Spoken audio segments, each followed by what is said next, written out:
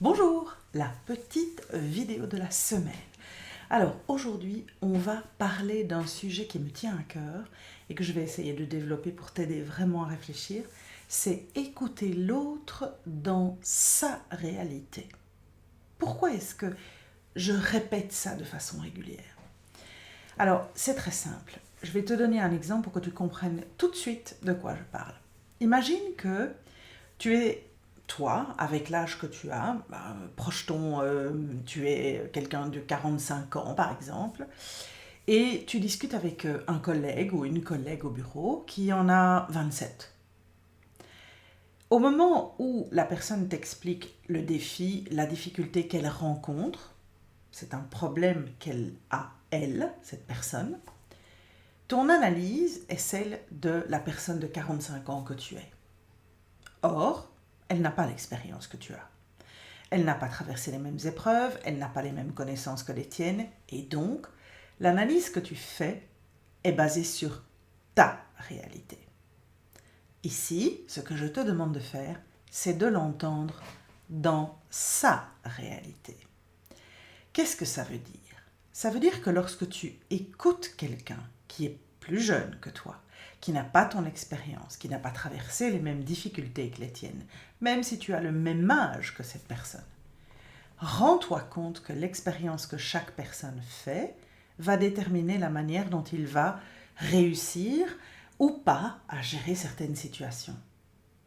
Un individu, c'est une histoire à elle toute seule.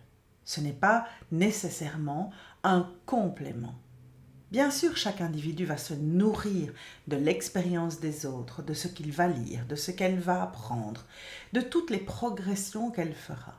Mais sa réalité ne sera jamais la tienne, comme ta réalité ne sera jamais la sienne.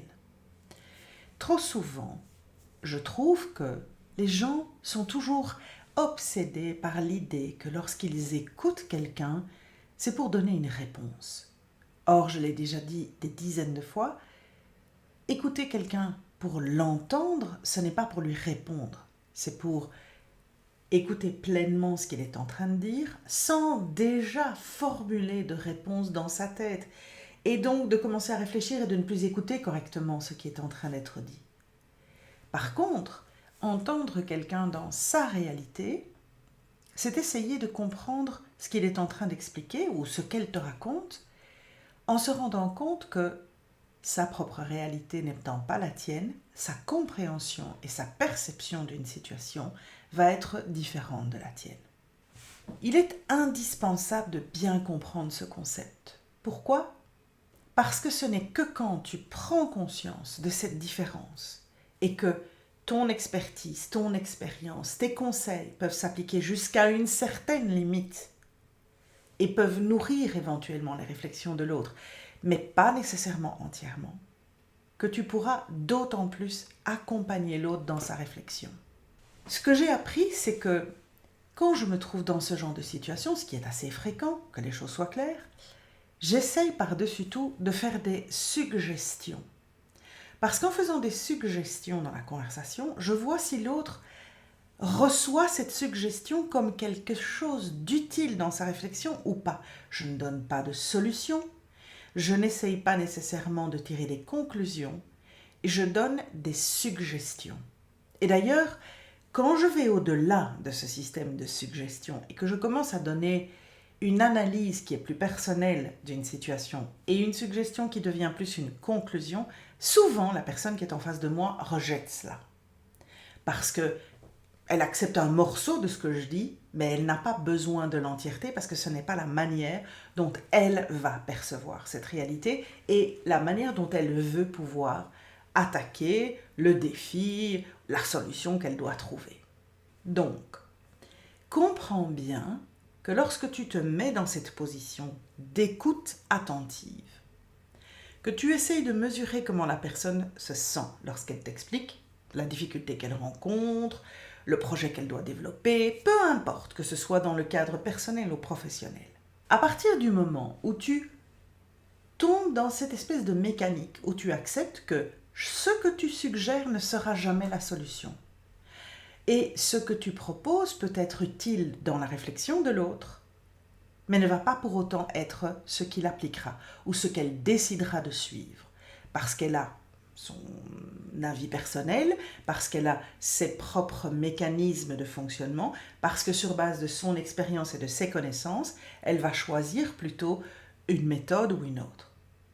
Par contre, ce que tu peux faire, c'est nourrir sa réflexion. Et ça, c'est super important. Parce qu'on apprend des autres. On apprend lorsqu'on échange avec eux. Et c'est pour ça que la communication dans l'interaction est tellement importante. C'est que lorsqu'on échange avec quelqu'un, quelque part, on observe les réactions de l'autre, on écoute éventuellement ce que l'autre a à nous suggérer ou à nous dire, et on va aller puiser dans ce qui est dit pour trouver la conclusion que l'on veut prendre, la solution que l'on veut choisir. D'ailleurs, les femmes sont souvent critiquées parce qu'elles ne passent leur temps à discuter. Eh bien, pourquoi passent-elles leur temps à discuter ? Parce qu'elles ont compris ce mécanisme. Parce que lorsqu'une femme discute, elle ne cherche pas à ce qu'on lui fournisse une solution. Elle cherche à pouvoir libérer la tension qu'elle ressent, le stress qu'elle a. Elle a besoin d'être rassurée, surtout quand elle est dans une situation difficile.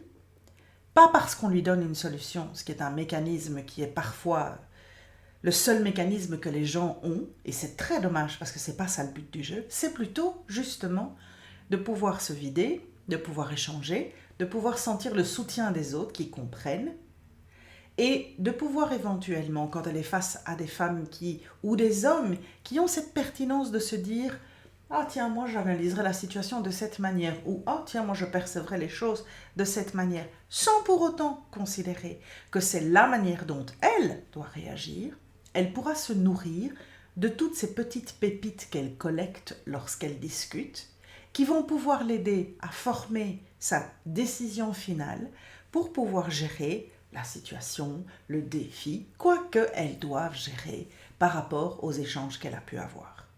Je ne sais pas si ça t'interpelle, je ne sais pas si en écoutant ce que je dis, tu te dis est-ce que je me suis déjà retrouvée dans ce type de situation ? Peut-être ne t'es-tu jamais posé la question. Alors moi, je passe mon temps à faire de l'analyse, donc forcément, j'essaie de décomposer les morceaux, mais je me rends compte à quel point, quand je choisis de me mettre vraiment dans cette situation, d'être attentive à l'autre et respectueuse de sa réalité, j'ai l'humilité de me dire que je peux faire des suggestions, que cette personne choisit exactement ce qu'elle veut de ce que je dis, ça n'a aucune importance, même si elle fait exactement l'inverse de ce que moi je suggérerais, mais j'ai l'humilité de garder cette position de me dire je fais des suggestions, je donne éventuellement un avis si on m'y autorise, mais je respecte l'autre dans sa réalité parce que je ne vis pas sa vie, je ne suis pas dans ses souliers, je ne peux pas me projeter parce que je n'ai peut-être jamais vécu ce type d'expérience et je ne peux qu'essayer de la comprendre et d'avoir ce regard externe qui est parfois très utile pour pouvoir prendre un peu de recul par rapport à une situation, mais tout en laissant l'autre face à sa réalité de pouvoir au final prendre la décision qui lui conviendra le mieux.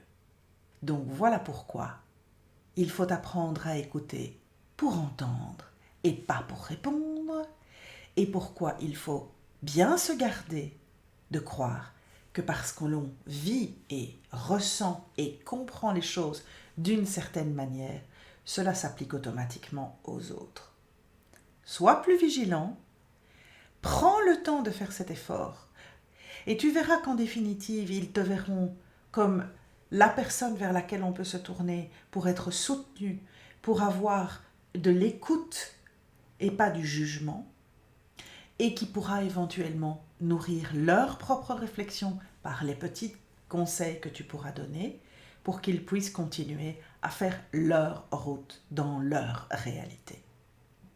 Bonne communication avec les autres et à la prochaine fois. Salut!